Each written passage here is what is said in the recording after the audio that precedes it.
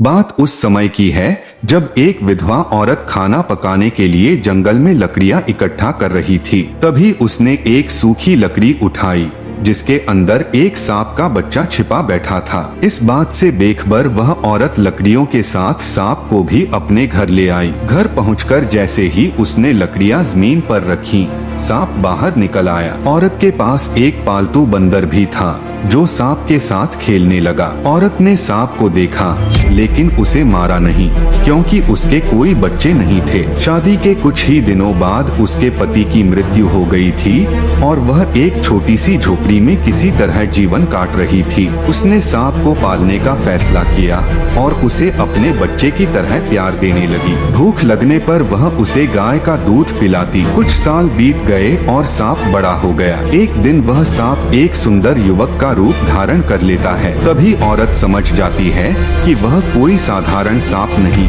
बल्कि एक इच्छाधारी नाग है। एक दिन सांप ने कहा, माँ आप मेरी शादी का प्रस्ताव राजा के सामने लेकर जाइए। औरत बोली, बेटा यह असंभव है, राजा मेरी बात नहीं सुनेगा। सांप बोला, माँ एक बार पूछने में क्या जाता है। अगले दिन वह औरत महल पहुँची। द्वारपालों ने उसे रोका लेकिन बार बार आग्रह करने पर उसे अंदर जाने दिया गया। राजा के सामने उसने कहा, महाराज मैं अपने बेटे के लिए आपकी पुत्री का हाथ मांगने आई हूँ। मेरा बेटा एक सांप है। यह सुनते ही राजा क्रोधित हो उठा और सैनिकों ने औरत को घसीटकर महल से बाहर फेंक दिया। उसका हाथ टूट गया। किसी तरह वह घर पहुंची और सारी बात अपने बेटे को बताई। सांप ने अपनी मणि से उसका हाथ ठीक कर दिया। 2 बार और भी वही अपमान हुआ। तीसरी बार राजा ने शर्त रखी, अगर 2 दिन में तुम्हारी झोपड़ी की जगह एक विशाल महल बन जाए और उसके सामने 1000 हाथी और 400 घोड़े हों, तो मैं शादी कराऊंगा। रात में सांप ने अपनी मणि से झोपड़ी को स्वर्ण महल में बदल दिया। सुबह राजा ने देखा तो हैरान रह गया। शादी हुई। राजकुमारी बिना चेहरा देखे विवाह कर लेती है। रात में जब वह कमरे में जाती है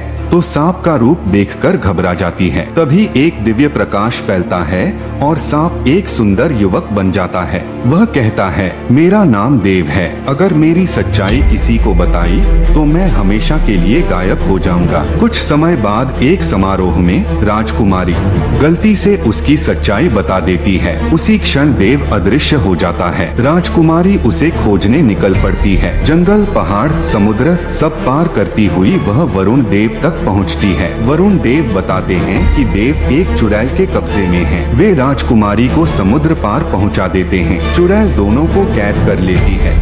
राजकुमारी की समझदारी और देव की बुद्धि से चुड़ैल के हर आदेश को धोखा दिया जाता है। अंत में देव बूढ़े का रूप धरकर चुड़ैल को ताबूत में बंद कर जला देता है। चुड़ैल भस्म हो जाती है। श्राप टूट जाता है। देव और राजकुमारी सुरक्षित अपने जीवन की नई शुरुआत करते हैं।